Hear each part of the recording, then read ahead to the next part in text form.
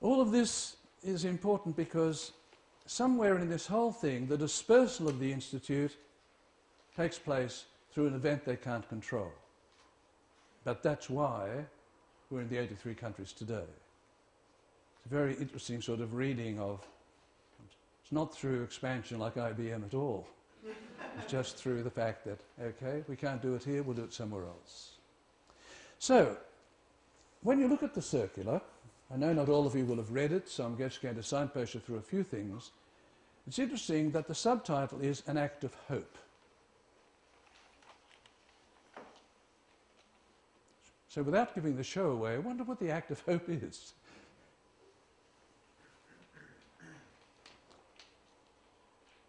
What do you think the real meaning of act of hope is?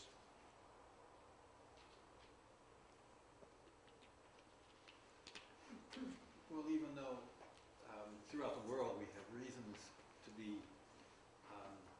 very worried about the work of the brothers and the work of the family schools, not everywhere, but many places, we still hope and believe that, because I think hope really means belief in a difficult situation.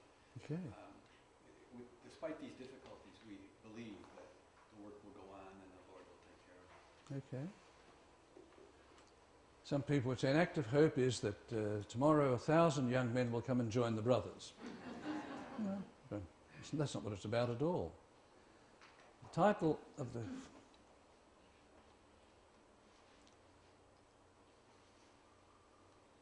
So that's how the circular appears. Associated for the Lasonian mission, an act of hope. Okay. Those who had the chance to read it so far will remember how the lesson develops. I'm just going to concentrate on 5 things.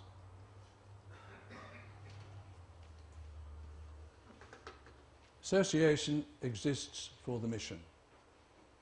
Okay? Clear, unambiguous. We don't associate, you know, for the World Drinking Contest or anything else like that. We associate because of something that we believe is a mission, something we're sent to do. Okay? All right. What else? Why else do we associate? Association implies being a member of a community. I've deliberately added a sort of quotation mark to community because I think it's important for us to nut out a little bit what that might mean.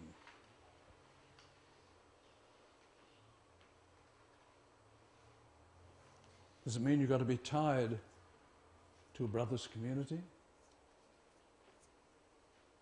Or linked to a brother's community? Know their telephone number or something? Would I like to venture what it might mean?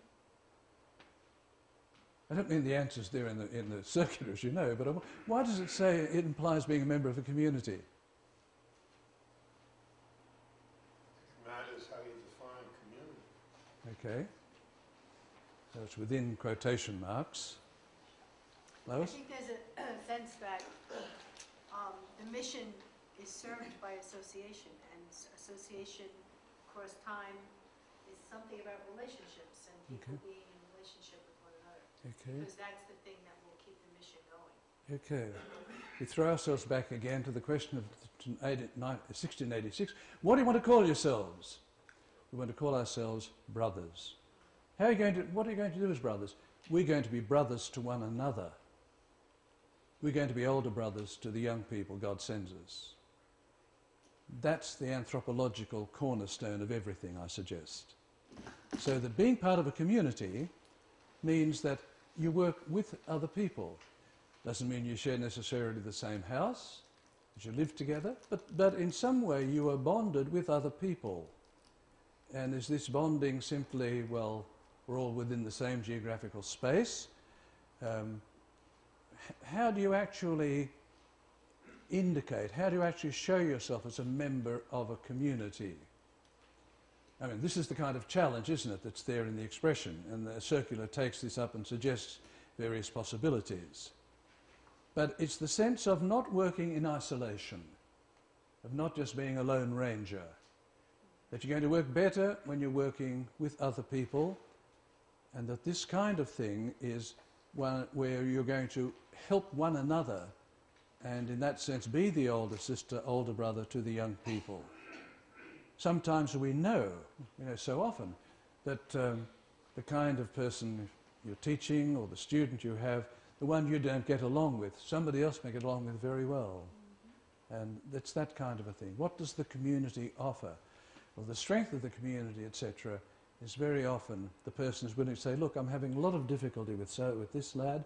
How are you getting on with him? Do you think you might be able to, etc.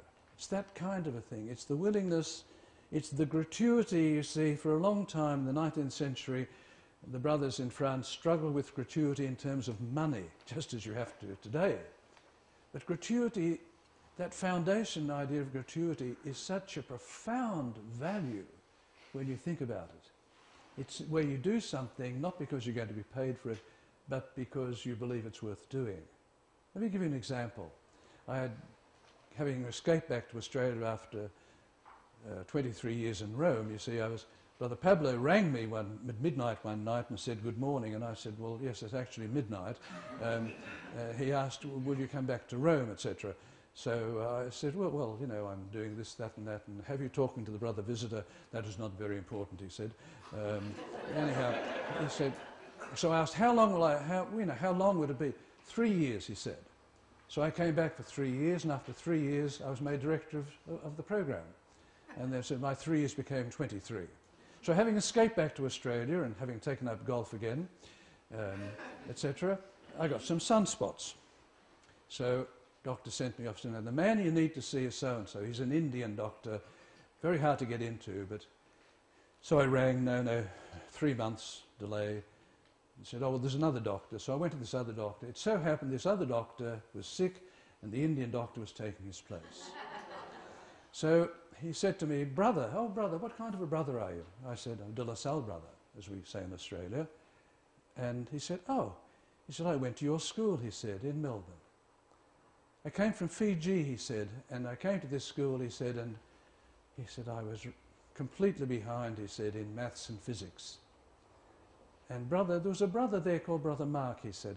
And after a couple of weeks, he came to me one day and said, listen, you come to me every Saturday morning and I'll coach you in math and physics. Brother, he did it for the whole year. Every Saturday, he said, taught me alone. And I graduated with the rest of the class. Now, I wouldn't be here treating you today if it wasn't for Brother Mark. I suppose he's dead now. I said, he lives in my community. And he said, next time you come, you must bring him with you. And I did. Gratuity. What did he get from it? Brother Mark didn't get any extra pay. He missed all the morning football matches, all that whole year. But that young man, that's what gratuity is about. It's about what you do without hope of reward. It's the extra moment you spend with the difficult student. It's all of those things. Yes, it can be financial as well, as we know. It's the kind of thing in parts of the Philippines where they ask people, what can they actually pay for the tuition? And some people say, well, look, we can pay so much. But we know some of these people, but we're willing to pay a bit more so that these people can come to school. That's gratuity. That's the challenge the Filipino brothers have put up in a number of places. So that all in some way, the gratuity works in all sorts of... So, the next sort of thing that the circular goes on to talk about is, say, association comes from experience. It's dynamic, not an acquired status. If you look at the, further on in the circular, they go back to the year 2000, when we were looking at this whole question, and when we were into... It was a general chapter, so we had to make certain decisions. And we fell into a whole kind of way of describing, well now, how do associations differ from partners or from colleagues or from also-rans and from et cetera, et cetera. And we made up also an associate as somebody recognised by the visitor and council as having, good life, sober, usually sober anyhow, and et cetera. It was a dreadful mistake, dreadful mistake. It's not about status at all. Association is something that you grow into if you feel you want to be part of this. It's the sense of belonging that you're willing to actually work with other people. And that's part of the gratuity of association as well. It doesn't have entrance fees and departure fees. It has this sense of what I'm prepared to give, etc. It's not an acquired status. Okay, Circular goes on to say, association comes from faith, vocation and state of life. I put faith in with commas around it because sometimes we think, well, is he church attending? Was he at Mass last Sunday? Is he Catholic? That's not the question. Let me try and illustrate it this way. I'm invited to Multan in Pakistan some years ago to give a workshop for 3 days with the staff. The staff is probably about 90-something. There are 6 brothers. There are probably another 4 or 5 Christians, one of whom is Catholic. I think the others were you'd call Episcopalian or Methodist. All the rest are Muslim. So I think, well, what do I give the workshop on? So I decided I would give it on gratuity. And I survived without being, hung, drawn and quartered, so that was all right. And 2 years later, I came back to the same place, and the director said to me, "You really left me a problem last time you were here." And I said, "Oh, what was that?" He said, "You remember that tall Pathan woman who teaches English?" I said, "Yes, very handsome woman, I can remember her quite well." He said, "You ask her." So at the coffee break, I said, "Oh, nice to see you again. I believe I left you a problem last time." And she smiled and said, "Brother," she said, "it was like this." She said, "I got my education through the sisters. And because of the sisters, I earned a scholarship to an English university. But my husband came through the brothers' school and he got a scholarship to the same university. And we met and married. He became a doctor and we lived for 10 years in Belgium and made lots of money. Always conscious, because we were practicing Muslims, that we were the 2% of Pakistanis who get a tertiary education. We came back to give something back to our country. So when you talked about gratuity, I was very embarrassed, because we're living well, we have money. But you see, in the Quran it says, if you have more than you need, give to those who have less. So after you left, I went to the director and said, "Look, I don't want to receive my salary in future. I want my salary to go to the fund for needy students." And the director said, "Well, that complicates life. You can do that yourself." "No," she said. "Each time I cross the threshold of this school, I want to know that I am teaching for the love of Allah, blessed be His name." And for the next 14 years, that's what she did. But she was a Muslim. Was she a Lasallian teacher? Well, she was in my book. Came from her faith, that's what she brought to it.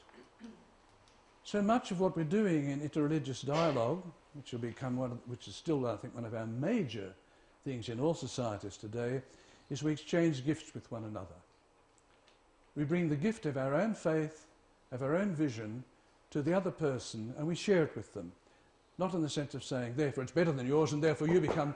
No, it's to say, but besides giving what we have, we also receive.